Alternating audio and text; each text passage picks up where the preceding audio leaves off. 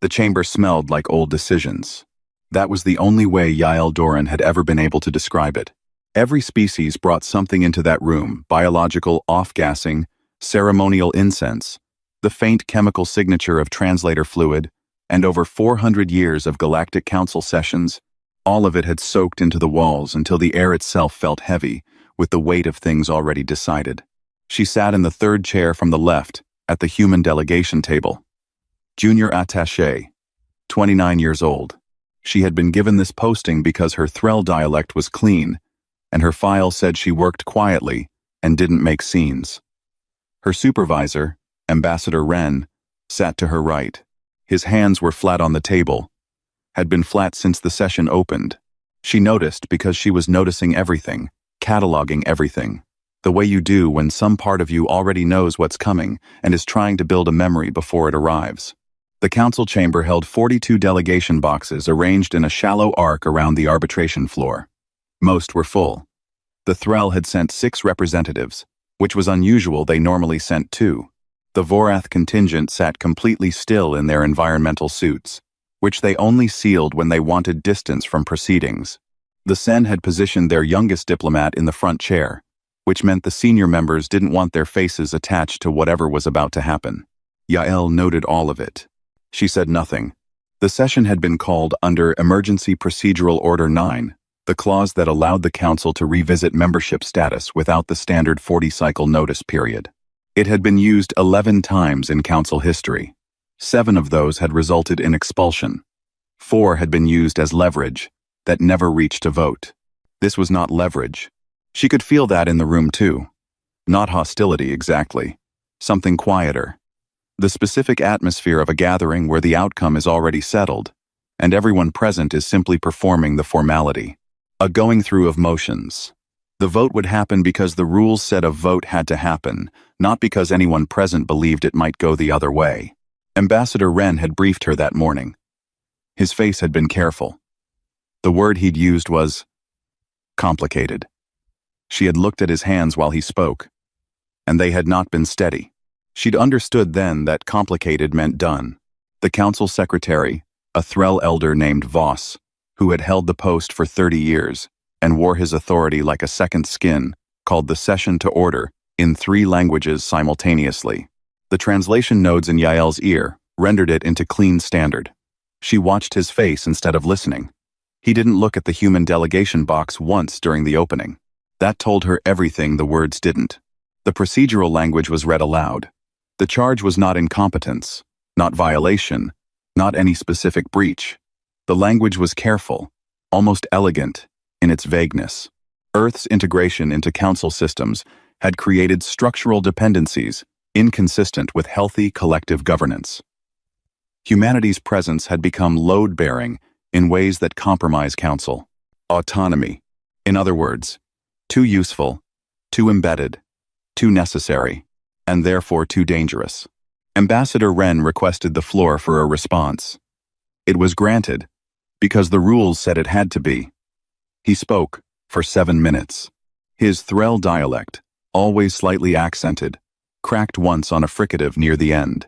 He talked about shared history, about the 42 years Earth had spent building the medical relay chains, about the 11 diplomatic resolutions humanity had authored that still governed interstellar trade law.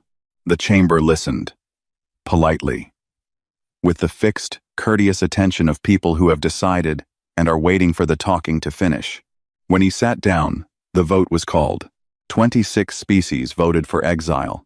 Not expulsion. The secretary had been precise about that distinction in the opening remarks, almost gentle about it, the way you are gentle with a word, when the thing it describes is not gentle at all. Expulsion required documented cause, a review period, an appeal window. Exile required only a majority and a motion. 3 species abstained: the Marin, the Cullen, and a small observer state called the Deaf, who had never voted on anything in their 4 years of council membership and chose this moment to maintain that record. 0 species voted against. The tally board above the arbitration floor held the numbers for the statutory 12 seconds. Yael watched them. She was very still. Not performing stillness, she simply was still. The way deep water is still, Because everything moving in her was moving somewhere no one could see. Ren's hands had stopped being flat. They were in his lap now. The secretary announced the result. There would be a 90-cycle transition period for the unwinding of infrastructure dependencies. Trade corridor access would be restricted, but not severed. Earth retained observer status in name only. No floor access. No vote. No voice. He asked if the human delegation wished to make a final statement for the record. Ambassador Ren looked at the table. Yao looked at the tally board. Then, she looked at the secretary. She said, "Thank you for your time." 5 words. Standard diplomatic register. Completely correct form. The kind of closing you'd give after a routine budget review, not after watching your species get quietly removed from the architecture of interstellar civilization. The secretary blinked. A Threll blink was slow, a full half-second of membrane travel, and it was the only crack in his composure. She had not raised her voice, had not demanded review, had not cited the 84 years of Earth contribution to Council infrastructure. They had not mentioned the relay chains, or the medical synthesis nodes, or the 12 trade arbitration frameworks currently running on protocols a human team had written. Had not wept, threatened, bargained, or performed any of the grief the room had quietly braced itself for. She closed her folder, stood up, walked out. Ren followed. The rest of the small delegation followed him. Their footsteps were quiet on the chamber floor. That particular floor, paid for in part by an Earth infrastructure grant in the Council's 31st year. Though no one mentioned that, and then the door closed behind them, and the human delegation was gone. In the hall outside, Ren exhaled like a man setting down something very heavy. He looked at her. She was already looking at her folder. Yael. Are you? I'm fine. She wasn't unkind about it. Just final. He left her alone. He was good at reading rooms, even small ones. She stood in the corridor outside the chamber for a few minutes. Alone. The hall was high-ceilinged and cool, and through the far window she could see the transit hub below, ships moving in the slow, deliberate arcs of controlled approach and departure. She watched them. She was thinking about something specific, not the vote, not the words, but a gap. A particular gap she had been aware of for years, the way you are aware of a loose thread without knowing yet whether to pull it. The Council, she thought, had just handed her the loose thread. And all the time in the world. She tucked her folder under her arm. She went to find a comm terminal. She had calls to make. The silence lasted 20 years. Not the silence of absence of a species licking wounds somewhere in the dark, waiting to matter again. This was a different kind of silence. Deliberate. Directional. The silence of a room where someone has stopped talking not because they have nothing to say, but because they have decided that talking is no longer the point. Earth sent no petitions for reinstatement. No trade delegations. No observer requests. No diplomatic feelers. No carefully worded communiques that said, "We are still here," in the formal language of political survival. The channels stayed open because the Council's own protocols required them to. Earth simply stopped using them. It made people uncomfortable in ways they couldn't quite name. In the Council's second year after the exile vote, a Vorith diplomat named Seth submitted a routine inquiry to the Office of Membership Affairs, asking whether Earth's silence constituted a formal withdrawal or a passive acceptance of observer-only status. The office took 11 cycles to respond. The response said, "Indeterminate." Seth filed the answer, noted it, moved on. He would remember it later and feel something adjacent to embarrassment. The infrastructure problem started slowly, the way infrastructure problems always do, not as collapse but as friction. A relay chain that had processed 17,000 medical supply transfers a cycle began showing processing delays. The Council's technical bureau traced it to a junction point in the Kashari corridor. The junction was running on a protocol architecture Earth had built and maintained. No one had thought to ask, at the time of the exile, exactly how deep that maintenance relationship went. No one had thought to ask because the answer, if examined directly, would have required the Council to confront something about the vote that most of the chamber had found convenient not to confront. A Threll engineer was assigned to take over the maintenance contract. She was good. The delays reduced. They did not go away. The council called this a transitional inefficiency and budgeted for it. In the 5th year, 3 medical synthesis chains failed within the same quarter. Not catastrophically, there were backup systems, human-designed backup systems, running on human-authored failover protocols. But the failures required emergency rerouting that cost significant resources and caused supply shortages on 2 outer system colony worlds. The affected species filed formal grievance reports with the Council Arbitration Office. The Council reviewed the reports, approved compensation packages, and commissioned a structural audit of Council infrastructure dependencies. The audit took 2 years. Its final report contained a section titled External Contribution Legacy Assessment that ran to 40 pages and was immediately classified. No one leaked it. The classification held, but the people who had read it started having trouble sleeping. In the council chamber, governance continued. Sessions were held, votes were taken, resolutions were authored.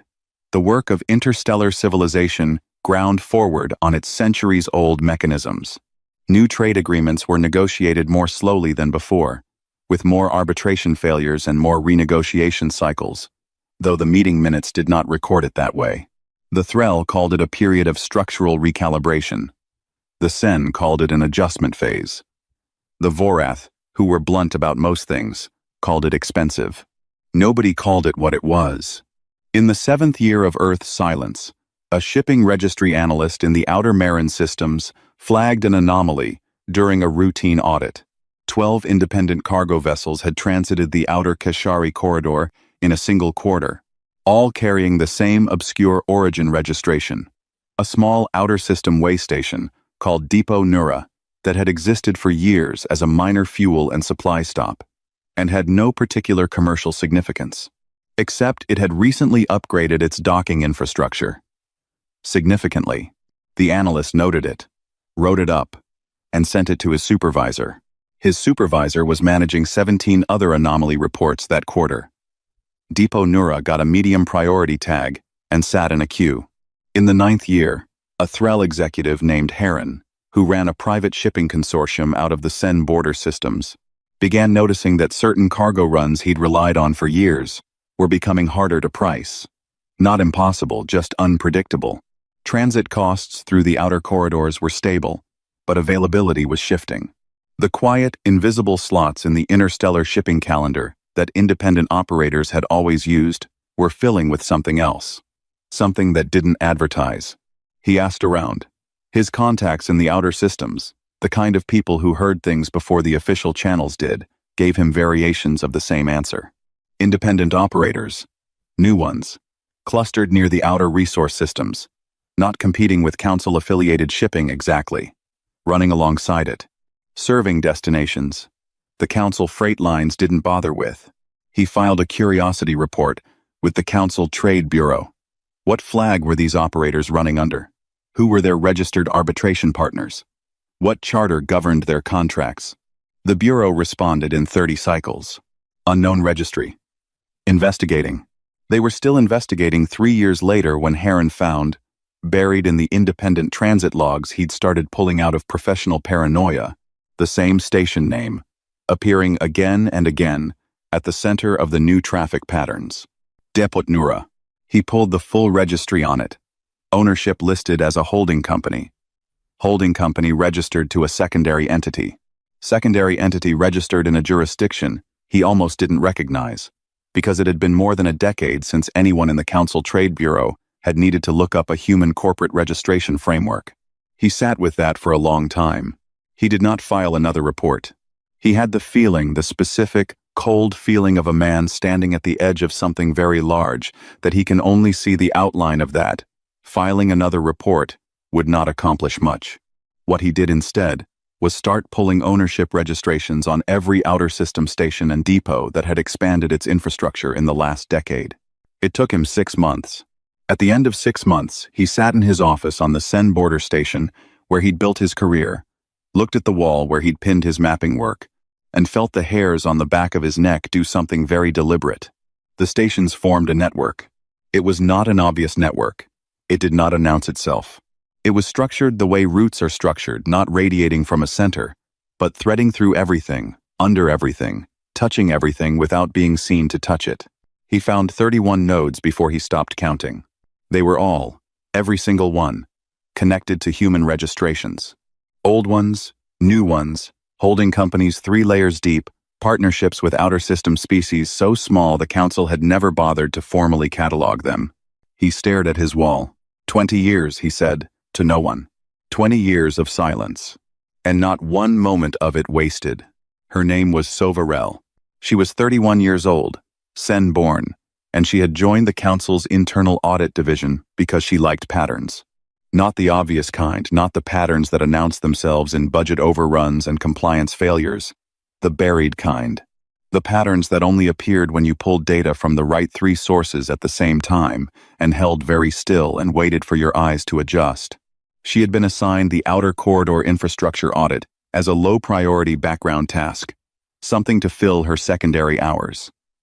The division chief called it a routine sweep. She called it, internally and without saying it aloud, the most interesting file she'd ever been handed. She started, as she always did, with the numbers that didn't match anything. There were 47 species registered under the charter she found in month 2. She almost missed the charter entirely. It was filed under Independent Commercial Arbitration Framework, which was a category so dry and so specific that it averaged roughly 8 reads per council cycle, mostly from board clerks doing compliance checks. It had no flag, no formal announcement, no inaugural ceremony. It had a founding date. She cross-referenced the founding date with the council's session records. It had been filed 22 days after the exile vote. She sat with that for 3 days before she pulled the membership list. 47 species. 11 of them former council observer states. She recognized most of those names: small species, peripheral worlds, the kind of members who attended council sessions for the networking opportunities and never expected to influence anything. They had let their memberships lapse quietly. The council had noted the lapses and moved on. Observer states came and went. It was considered one of the natural rhythms of the institution. 3 species on the list she did not recognize at all. She ran them through every registry she had access to. Got partial matches on 2 of them. Very old first contact reports, marked preliminary, never followed up. The 3rd came back empty. No record. No contact report. No notation. A species with no notation was a species no one had thought important enough to note. Someone had found them. She pulled the charter's administrative records who had filed it, who had registered the founding signatories, who had served as the initial arbitration coordinator. The records were thorough and completely legal and structured in a way that meant reading them gave you information without quite telling you anything. The founding arbitration coordinator was listed as a private citizen operating under a consultancy registration. The consultancy was human. She pulled the consultancy registration, traced it back through 2 holding structures, and found, at the origin point, a single individual. The name meant nothing to her. She had not been alive for the exile vote, had learned about it the way her generation learned about most pre-career history, as a footnote in a broader context of council development. But she looked the name up and found a photograph. A woman in a council chamber, walking toward the exit. The image was archived footage. Someone had been recording the day of the vote for the session log and had caught her as she left. She was carrying a folder under her arm. Her face was completely calm. The kind of calm that in Yael Doran's specific case, Sova would come to understand, meant the exact opposite of what calm usually meant. She was 53 in the photograph. She was 74 now, still listed as the network's senior arbitration chair. Sova printed the charter. All 46 pages of it. She didn't normally print things. The division was paperless, and she was as habituated to screens as anyone her age.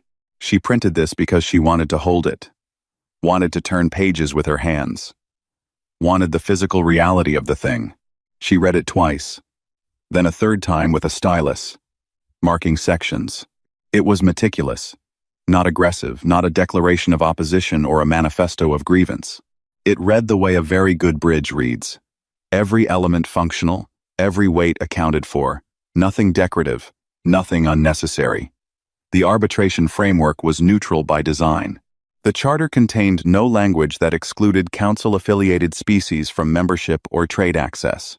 It contained no language that referenced the council at all. It did not have to.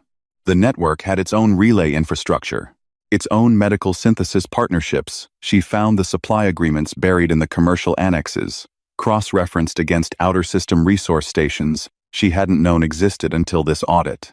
Its own trade corridor certifications. Its own dispute resolution process, which ran on a methodology she recognized as human-authored because she had seen the same framework referenced in a pre-exile council trade law document. They had taken the methodology the council never credited them for and built a second house with it. And then they had furnished the second house. And then they had quietly invited everyone the council had never bothered about to come inside. She thought about the 3 uncatalogued species, the ones so small, so peripheral, that 40 years of council membership surveys had skipped over them. She tried to imagine how that conversation had gone a human representative, probably one of those small outer system ships she'd seen in the transit logs, arriving at some barely mapped world and saying, "You are not nothing. You count. We have a seat for you." She thought about what it would feel like to be told you counted by the only people in the galaxy who had recently been told they didn't. She wrote her report over 4 days. She wrote it carefully. She wrote it in the dry, precise language the division required, with citations and registry references and cross-indexed documentation, and she filed it to her division chief with a priority flag she had only used once before in her career. The division chief called her within the hour. He asked her to walk him through it. She walked him through it. There was a long silence when she finished. "This is legal," he said. "Completely." Another silence. "They didn't do anything wrong." "No." She paused. "They did everything right. That's what the report says." He was quiet for a moment in the particular way of someone recalibrating something they thought they understood. "Does the secretary know?" "The report is flagged for his office." "Right." He exhaled slowly. "Right." She waited. "Sova." "Yes?" "When you found the founding date, the 22 days after the vote." "Yes." "What did you think?" She looked at the printed charter on her desk. At the photograph she had tucked into the front cover, the woman walking out of the chamber, folder under her arm, face like deep water. "I thought," she said, "that someone had spent a very long time being patient." She paused. "And that patience is a thing you should probably never exile." The star had no name in the council's catalog. It was listed as reference point 7, Keth, a mid-sequence stellar body in the outer Vorath proximity zone, notable primarily for its absence of notable qualities. No habitable planets. No significant resources. No strategic value. The kind of star that existed in the catalog because the catalog was meant to be complete, not because anyone had ever needed to care about it. It went unstable on a Thursday. The flare event was not catastrophic in the way of extinction-level events. It was catastrophic in the way of a stone dropped into still water. The stone itself was manageable, but the rings it sent outward were not. A pulse of charged particles hit 3 relay junction points in the mid-corridor trade network, fusing 2 of them completely and degrading the third to 15% capacity. A Vorath agricultural convoy lost navigation guidance and scattered across 4 transit lanes. A Sen pharmaceutical shipment, en route to a colony world with a seasonal immune deficiency cycle that required resupply every 14 months without exception, was rerouted to a holding dock with no clear forward path. 2 Threll colony worlds in the affected zone went on emergency supply restriction within 6 days. The Council's Emergency Response Bureau convened within hours of the flare reports. They were efficient, the Bureau, had protocols, had personnel, had resources. They mapped the damage, assessed the shortfall, began identifying relief routes, and ran into the same wall at the same place, from 4 different approaches. The most viable relief corridor, the only corridor with the throughput capacity to handle emergency volume cargo, with functioning relay infrastructure, with the neutral registry transit rights that would allow both Vorath and Sen vessels to move without triggering their ongoing border dispute, ran directly through the outer network. The network with no council affiliation. The network that had 47 members and its own charter and its own arbitration process and a senior chair who had last been in the council chamber 20 years ago and had said 5 words on her way out the door. The bureau chief, a senior Threll administrator named Oshan, pulled the network's contact protocols. They were clean and professional, and exactly as accessible as any other independent trade body's contact framework. There was a standard inquiry channel. There was a response time guarantee of 48 standard hours for non-emergency inquiries. He flagged it as emergency. Response time: 6 hours. The reply came from an administrative coordinator, not the senior chair, not a senior representative. Just a calm and competent voice in the network's arbitration office, confirming receipt of the emergency inquiry and providing the formal request framework for corridor access under emergency humanitarian provisions. The framework had 11 steps. Oshan read through them. They were completely reasonable. They were, in fact, nearly identical to the emergency humanitarian access framework the Council itself used, the one written into the trade law protocols that had been authored. He was aware. By a human team in the Council's 41st year. He started the 11 steps.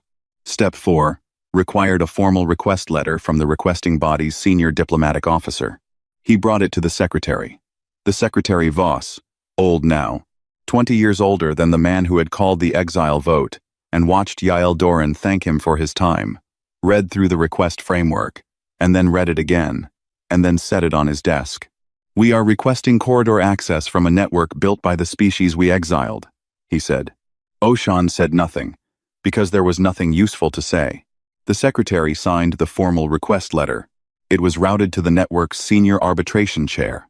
Yael Doran read it in her office on Depot Nura, which had grown considerably from its origins as a fuel and supply stop, and now served as the network's primary administrative hub. She had an office there with a large window looking out at the docking ring. She liked the view, because it was always busy now. Ships from 47 member species moving in and out on schedules and trade routes and partnerships that had not existed 20 years ago. She read the letter twice. Her assistant, a young human woman named Petra, who had been with her for 3 years and had learned not to interpret the as a simple sound, looked up from her workstation. "Senior Chair, route this to the full member council for a vote under Article 12. Yael set the letter down. Standard deliberation period. Petra pulled up the article. Standard deliberation is 11 days. Yes, the supply shortfall on the Threll colonies is. I know what the shortfall timeline is. Not unkindly, just final. 11 days. Petra routed it. The vote notice went out to all 47 member species simultaneously. Clear summary of the request. Clear summary of the stakes. Clear summary of the requesting body and the nature of the corridor access being sought. The notice did not mention the exile. The network's official communications never mentioned the exile. It was the most deliberate silence in a document full of deliberate silences, and it said more than any number of words would have. In the outer systems, 47 species received the vote notice and considered it. Some of them had been members since the network's early days. Some were newer. All of them had, at one point or another, found themselves on the receiving end of the Council's specific brand of consideration, the kind that assessed your value and found it too small to bother with. Some had applied for Council membership and been deferred indefinitely. Some had never applied because the cost of entry had been designed, without anyone announcing it, to be just beyond what small outer system civilizations could pay. The network had come to them instead, paid the travel costs for their founding representatives, translated the charter into 17 languages before the first vote was called, built the first relay junction in the deaf home system, the system the Council had never bothered to map, not as a transaction, not as leverage, but as the first act of membership. They read the vote notice. They thought about what the Council had been to them. They thought about what the network had been. 11 days was a long time to sit outside a room where your survival was being discussed by 47 species who had no reason to help you. The secretary knew this. He thought about it every day of those 11 days. He thought about a woman walking out of a chamber 20 years ago, folder under her arm, thanking him for his time. He thought about how he had spent years trying to identify the knife in those 5 words. He was beginning to understand, finally, that the 5 words had not contained a knife. They had contained something much harder to defend against. A beginning. The vote ran for 11 days. The council watched the clock. There was no official watching, no council session called to monitor it, no formal vigil, no acknowledged posture of waiting. But Oshan's bureau stayed staffed at unusual hours. The secretary's office received daily updates from a monitoring post that had not existed 3 weeks prior. Senior council diplomats, who had no operational involvement in the relief effort, found themselves asking, in corridors and private channels, whether there had been any word. There had not been any word. The network's deliberation process was clean and closed, and gave nothing away before it was ready to give anything away. On the 4th day, a Vorath Council delegate named Preth submitted a formal memo arguing that the council should begin pursuing alternative relief routes in parallel, as a contingency measure. She was not wrong to suggest it. The parallel routes she identified were real slower, more expensive, requiring cooperation from 3 separate transit authorities with their own negotiation timelines, but real. 2 other delegates signed onto the memo. Oshan read it and quietly set it aside. The parallel routes would take a minimum of 20 days to activate, assuming perfect cooperation from parties with no particular incentive to prioritize council emergencies. The first Threll colony world would hit critical supply threshold in 18 days. The math was not a memo problem. The math was a waiting problem. They waited. On the 8th day, the smallest member of the network, the uncatalogued species, Sova Rel, had found no record of. The ones who had been handed their first relay junction as an act of welcome, rather than transaction, submitted their vote. No. No explanation. No statement. No diplomatic language softening the edges. Just no. It landed in the council's monitoring stream and caused a specific kind of silence in Oshan's bureau. One of his junior analysts said, carefully, that it was only one vote, that 46 other species were still voting. That one no could not block the relief if the majority held. Oshan said nothing. He was thinking about what it meant not strategically, not procedurally, but in the way that a person thinks when they are suddenly forced to see something from an angle they have avoided for 20 years. A species so small the council had never thought to find them, given a seat by the only body that had, and now, using that seat, to cast a vote of their own, in their own name, on a matter of galactic consequence. No council diplomat had authorized their existence as relevant. They had simply become relevant. On the 11th day, the vote closed.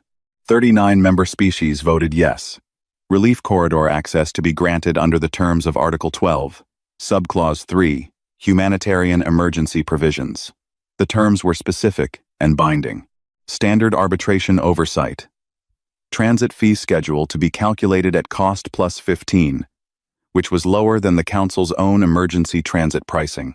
Cargo verification rights for network relay operators at 2 checkpoints. The relief cargo would be inspected not intrusively, not as a power demonstration, but as a matter of standard network protocol, applied equally to all transit. The terms were sent to the council's bureau. 7 species had abstained. Their abstentions were noted and recorded without comment. 1 species had voted no. That was also noted, also recorded, also without comment. The network did not explain the no, did not apologize for it, did not offer diplomatic context. The vote was what it was. The network's process had produced an outcome, and the outcome stood complete. 39 out of 47. The relief corridor opened within 48 hours of the council's acceptance of terms. Ships moved. The Sen pharmaceutical cargo reached its colony world, with 4 days to spare on the immune cycle. The Vorath agricultural convoy was recovered, regrouped, and resupplied. The 2 Threll colony worlds came off emergency restriction in stages over the following cycle. The crisis resolved. In his office, the secretary read the final relief confirmation report. He set it flat on his desk. Outside his window, the council's transit hub was doing what it always did. Ships arriving, departing, carrying the machinery of interstellar civilization forward on its old rails. He had looked at this view for 30 years. He knew every angle of it. He found himself thinking about a different view. An outer system docking ring he had seen in the audit photographs, busy and new and full of ships from 47 species who had all found their way to the same place for the same reason. He thought about 39, yes, votes from species the Council had spent decades not thinking about. He thought about the founding date, 22 days after the exile vote, and what that meant. Not as a provocation, not as a threat, as a simple fact about a particular kind of mind. You call an emergency session and exile a species without standard notice, without documented cause, without a review period, and 22 days later, that species has filed its charter and made its first 12 calls, and is already building the thing you told it wasn't allowed to help build anymore. He thought about 5 words. Thank you for your time. His aide knocked, told him there was an inquiry from the network's arbitration office. Administrative follow-up. Nothing urgent. Standard post-relief documentation request. He said to send the standard acknowledgement. Then he stopped. Actually, he said, I'd like to send the response myself. His aide looked up, briefly surprised, then professional again. Of course, Secretary. He drafted it himself. 3 sentences. He thanked the network for its timely response to the corridor access request. He noted that the relief terms had been met fully. He wished the network's arbitration office continued good governance. He did not say anything about the exile, did not say anything about 20 years, did not say anything about the audit report he had read twice, and then classified, about the 40 pages of infrastructure dependency analysis that lived in a locked file in his personal archive, and that he read sometimes, late in sessions, when the chamber was empty and the old smell was very strong. He sent it.